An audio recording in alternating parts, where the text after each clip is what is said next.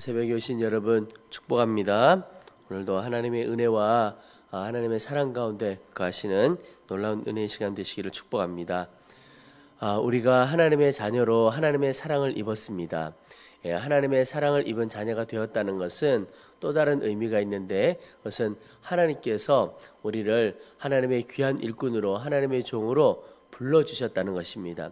하나님께서 아브라함을 불러내어 복의 근원 삼아주시고 그를 말씀으로 인도해 가시고, 하나님께서 그를 믿음의 가문의 첫 조상으로 삼아주셨던 것처럼 하나님께서 우리 한 사람 한 사람을 향한 부르심이 다 있다라고 하는 것입니다. 그런데 오늘 말씀을 통해서 그 부르심에 대하여 몇 가지 살펴보고 또 깨닫게 되는 것은, 먼저 하나님께서 우리를 부르셨는데 그 부르심은 각자의 사람마다 다 부르심이 다르다 하는 것입니다. 오늘 17절 처음에 보면, 오직 주께서 각 사람에게 나눠주신 대로 하나님이 각 사람을 부르신 그대로 행하라, 이렇게 말씀하고 있습니다. 이 말은 이후에도 나오는 거지만, 하나님께서 종인 사람을 부르시기도 하시고 자유인인 사람을 부르시기도 하시고 이방인도 또 유대인도 각각 다 불러주셨다. 하나님께서 나눠주신 분량대로 불러주셨다는 겁니다. 그 말은 나의 신분이 어떠하느냐에 상관없이 있는 그대로 불러주셨다는 것과 함께, 또 하나 우리 한 사람 한 사람을 부르신 그 부르심의 모습도 또 각기 다 다르다라고 하는 것입니다. 그것은 꼭 몸과 같습니다. 우리의 몸이 한 몸이지만 여러 지체가 있는 것처럼 하나님의 부르심이 사람마다 다 다르다는 것입니다. 중요한 것은 나를 향한 하나님의 그 부르심에 내가 충성하여 나아가면 된다는 거죠. 19절에 오직 하나님의 계명을 지킬 따름이니라. 이 말씀은 하나님께서 각자 불러주신 그 부르심이 있는데 나의 부르심에 집중하면 된다 하는 겁니다. 근데 많은 경우에 우리가 육신을 입고 살아가면서 가지고 있는 죄성 중에 하나가 무엇이냐면, 계속해서 다른 사람과 비교하는 겁니다. 이 비교가 사실은 사람을 참 불행하게 만듭니다. 부르심도 마찬가지예요.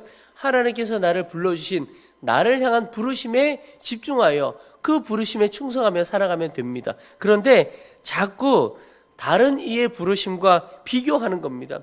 늘 나는 이 일로, 나는 이런 삶으로 불러주셨는데 하나님 왜 저 사람하고는 나의 삶이 다릅니까? 비교하게 되는 겁니다. 그런데 이 비교에서 오는 우리를 불행하게 하는 것 두 가지가 있습니다. 하나는 열등감이고 하나는 교만입니다. 사실 이 두 가지는 동전의 양면과 같습니다. 이 열등감과 교만은 똑같은 거예요. 사실은 하나는 먼저 다른 사람의 부르심과 비교하지 않아야 할 것은, 우리가 하나님의 부르심 앞에 다른 사람과 비교하면 열등감 가질 것이 없는 것입니다. 예수님을 믿는데 하나님, 나는 왜 종이고 저 사람은 자유자입니까? 나는 이방인인데 저 사람은 왜 유대인입니까? 하나님, 무엇 때문에 이렇습니까? 그 부르심 때문에 열등감을 가질 이유가 없다라고 하는 것입니다. 사실 저는 목회자이지만 목회자들 안에도 이것이 굉장히 어려운 문제로 다가옵니다. 목사님들이 이렇게 모임을 가질 때, 이렇게 모임을 갖다 보면 안타까운 일들이 있습니다. 이게 목회의 형편에 따라 열등감이 있고 교만이 있고 이런 모습들이 다 있는 것을 보게 됩니다. 그저 예수님의 부르심 앞에, 우리가 그 부르심 앞에 자유함으로 섬길 수 있으면 좋겠다 싶습니다. 하나가 열등감이고 또 하나는 교만인데요, 동전의 양면과 같다고 그랬죠. 사실 이것은 하나님의 부르심 그것 자체에 집중하기보다 나를 자꾸 바라보고 다른 사람을 바라보고 비교하기 때문에 나오는 것입니다. 그래서 교만은 다른 사람과 비교하여 나를 더 높이려고 하는 마음, 그게 사실 교만인 겁니다. 참 우스운 것이요, 이 열등감이나 교만이나 사실 굉장히 상대적인 거라는 겁니다. 어떤 그룹, 어떤 공동체에서는 굉장히 열등감을 느끼다가 또 다른 그룹에 가면 교만을 가지게 되기도 쉬운 겁니다. 내가 누구를 만나느냐에 따라 그럴 수 있는 거예요. 근데 하나님께서 나를 불러신 부르심은 늘 하나인 것이죠. 그래서 다른 사람의 부르심, 다른 사람의 인생 비교할 것이 아니고 각자 나의 부르심에 집중하고 그 부르심을 따라 충성하며 살아가면 되는 것입니다. 여러분, 오늘 하루 하나님께서 나를 부르신 부르심이 있습니다. 각자의 부르심이 있어요. 그리고 내가 처한 형편에 따라 부르심이 다 있는 겁니다. 그 부르심 앞에 온전히 순종하고 집중하는 하루 되어지시기를 축복합니다. 오늘 20절에 각 사람은 부르심을 받은 그 부르심 그대로 지내라 이렇게 말씀하고 있습니다. 여러분, 하나님께서 우리를 불러주셨을 때 제일 먼저 하시는 일 중에 하나가, 하나님은 상황을 바꾸기 전에 우리 사람을 먼저 바꾸신다는 것입니다. 근데 그래서 우리의 기도가 하나님의 역사의 방향과 맞아야 하는 것은, 우리는 늘 하나님 상황을 바꿔주세요, 여건을 바꿔주세요라고 기도하기가 쉽습니다. 근데 하나님의 뜻은 상황 여건보다도 사람을 먼저 바꿔주신다는 겁니다. 그 부르심의 자리에서 그 사람을 먼저 바꾼다는 거예요. 오늘 내용과 연결해서 말씀을 나누면 이런 뜻입니다. 여러분, 나를 부르신 자리가 어디입니까?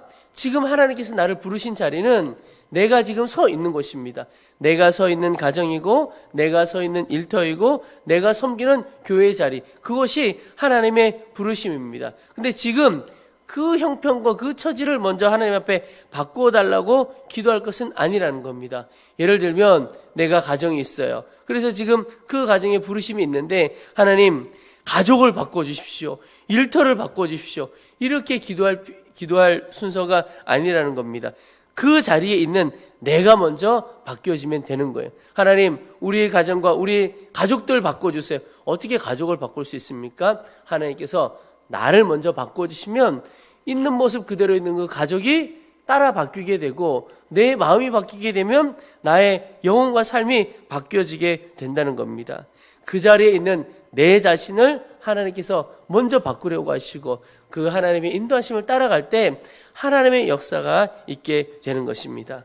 여러분, 오늘 부르심을 받은 그 부르심 그대로 지내라 그랬습니다.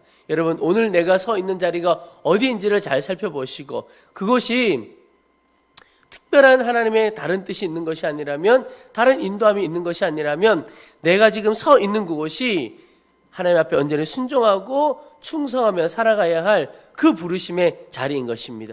그 부르심의 자리에서 온전히 사랑하며 섬기며 살아보시게 되시기를 축복합니다. 제가 교회를 개척하면서도 처음에 말씀을 나누었던 이야기 중에 어느 교회 목사님이 참 귀하신 것 같아요. 그 목사님께서는 불시에 성도들을 신방하신다고 그러더라고요. 그러면서 불시에 신방을 하는 이유가, 교회에서는 굉장히 열심히 섬겨가는데 불시에 가정을 갔는데 이렇게 설거지가 집안이 막 이렇게 산을 이루고 있고, 집안은 굉장히 막 자유하고 막 이렇다. 그러면 목사님 딱 가셔서 그렇다는 거예요. 교회 봉사 3개월 금지, 이렇게 이야기를 하신다는 거죠.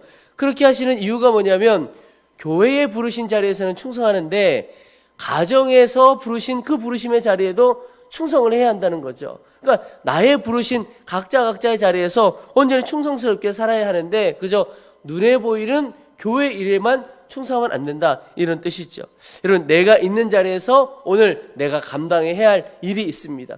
가정에서 남편과 아내로서, 또 부모와 자녀로서의 부르심이 있고, 내가 일터에서 내게 맡겨진 자리에 부르심이 있고, 교회에서도 불러주신 부르심의 자리가 있죠. 그 부르심의 자리, 모든 부르심의 자리에서 순종하고 사랑하고 섬겨가는 오늘 하루 되시기를 축복합니다.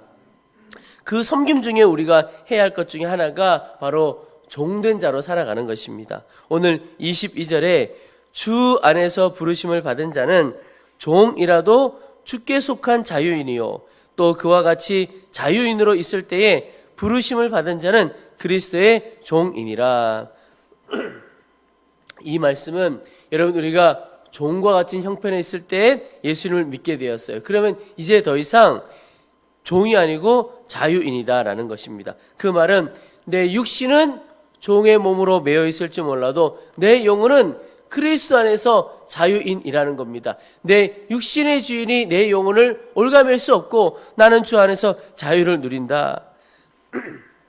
또한 자유인으로 있을 때 부르심을 받은 자는 그리스도의 종이다. 이 말은 육신의 자유를 누릴지라도 예수님을 믿게 되면 그 영혼은 이제 그리스도의 종으로 살아가게 된다라고 하는 거죠. 그래서 내 육신이 매인자냐 자유인이냐, 그것과 상관없이 내 영혼은 주 안에서 자유함과 동시에 늘 그리스도의 종으로 살아가게 된다라고 하는 것입니다. 그래서 오늘 23절에 너희는 값으로 사신 것이니 사람들의 종이 되지 말라. 이 말은 이제 우리가 어떠한 형편에 있든지 우리는 영혼의 자유함을 누리는 존재가 되었고 그리스도의 종된 자의 삶을 살아가게 된다라고 하는 것입니다. 그 어떤 누구도 그 어떤 세상의 형편도 더 이상 우리를 올가맬 수 없고 붙들어갈 수 없다는 겁니다. 오직 그리스도 예수만이 우리의 영혼의 주인이 되시고 우리 영혼의 인도자가 되어주신다는 겁니다. 우리가 제자훈련을 하고 제자훈련을 수료할 때 문답을 할 때 이렇게 문답을 합니다. 예수님께서 당신을 위하여 생명 주시며 죽기까지 사랑하셨습니다. 이런 문답을 하죠. 생명 주셔서 죽기까지 사랑하셨다. 이 말은 우리가 주님의 생명값으로 목숨값으로 사신바 된 사람이다라고 하는 겁니다. 이게 우리의 인생의 가치가 우리의 영혼의 가치가 그렇게 놀라운 것입니다. 근데 여러분 값을 지불합니다 이런 말은 바꾸어 말하면 그 사람의 소유가 어디 있느냐 값을 지불한 사람의 소유가 되는 겁니다. 우리가 물건을 하나 살 때도 예를 들어 1,000원짜리 물건을 하나 삽니다. 가게에 가서 내가 1,000원을 주고 물건을 삽니다. 값을 지불하고 물건을 사죠. 그러면 그때 일어나는 변화가 무엇이냐면 그 물건의 소유권이 바뀌어지게 됩니다. 그 이전에는 가게 소유였어요. 그런데 내가 값을 지불하고 그 물건을 사는 동시에 그 물건의 소유권이 내게로 옮겨지게 된다는 겁니다. 우리 영혼이 마찬가지입니다. 우리가 주님의 값으로 주님의 목숨값으로 사신 것이 되었죠. 주님께서 하나님께서 아들의 목숨값을 주고 우리를 사신 거예요. 그 말은 이제 우리 영혼이 하나님의 소유가 되었다 이런 뜻입니다. 우리의 존재가 하나님의 소유가 되었고 주님께서 우리의 주인이 되었다 이런 뜻입니다. 그 말은 이제 더 이상 우리 인생을 내 뜻대로 내 마음대로 살아가는 것이 아니고 나는 내가 주인이 아니고 하나님이 주인인 것입니다. 그러면 어떻게 살아가야 합니까? 주인의 뜻대로 사는 거예요. 왜? 소유가 주님이시니까. 여러분 그 말이 오늘 나오는 부르심대로 살아가는 겁니다. 주님께서 생명값을 주시고 우리를 사셨고 우리를 주의 자녀로 불러주셨고 각각의 부르심대로 우리를 불러주신 거죠. 그렇다면 이제는 그 주인의 뜻대로 하루하루 한순간 한순간 살아가는 것이 주님의 소유된 자의 종된 자의 삶인 것입니다. 여러분 그리스도 안에 종된 것이 우리 영혼에 가장 기쁘고 복된 일입니다. 오늘 하루 살아가실 때 하나님 제가 주님의 종입니다. 주님 나의 삶을 향한 뜻이 무엇이고 하나님의 부르심은 무엇이고 주님 오늘 이 순간에 내가 무슨 말을 하기를 원하시며 어떠한 삶을 살기를 원하십니까? 꼭 주 앞에 묻고 주의 인도하심을 받아 주인의 뜻대로 살아가게 되시기를 축복합니다. 그것이 바로 주님과 함께 살아가는 삶입니다. 오늘 24절에 형제들아 너희는 각각 부르심을 받은 그대로 하나님과 함께 거하라. 여러분 부르심의 그 자리가 하나님께서 역사하시는 자리라고 하는 뜻입니다. 우리가 하나님의 역사를 경험하고 하나님의 능력을 경험하기를 소원하죠. 그렇다면 하나님께서 부르시고 하나님께서 뜻하신 자리가 어디인가 그것을 알고 그 자리에서 충성하며 그 자리를 지켜가는 것 이것이 하나님의 역사를 경험하는 것입니다.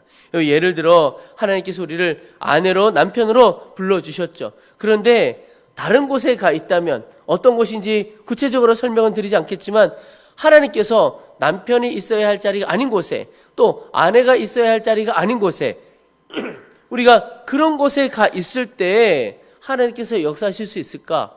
하나님께서 역사하실 수가 없다는 겁니다. 하나님께서 역사하시는 곳은 하나님의 부르심의 그 자리이죠. 여러분 우리가 하나님의 손을 붙들고 하나님과 함께하는 것 참 중요합니다. 그런데 말씀을 보면서 바꾸어서 똑같이 하나님께서 우리와 함께 하시도록 하는 것 그것도 너무너무 중요한 일이다.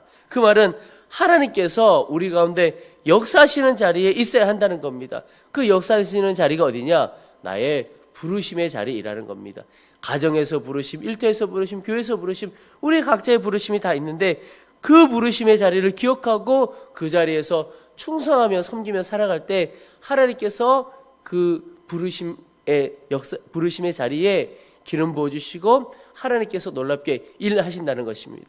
여러분, 우리가 하나님을 경험하고 하나님의 능력을 경험하기를 소망합니다. 그렇다면 하나님, 오늘 내가 있어야 할 그 자리, 오늘 나를 부르신 그 자리가 어디입니까? 그 자리에서 충성되이 섬겨가기를 원합니다. 그렇게 기도하고 하나님의 역사를 경험하는 오늘 하루 되시기를 축원합니다.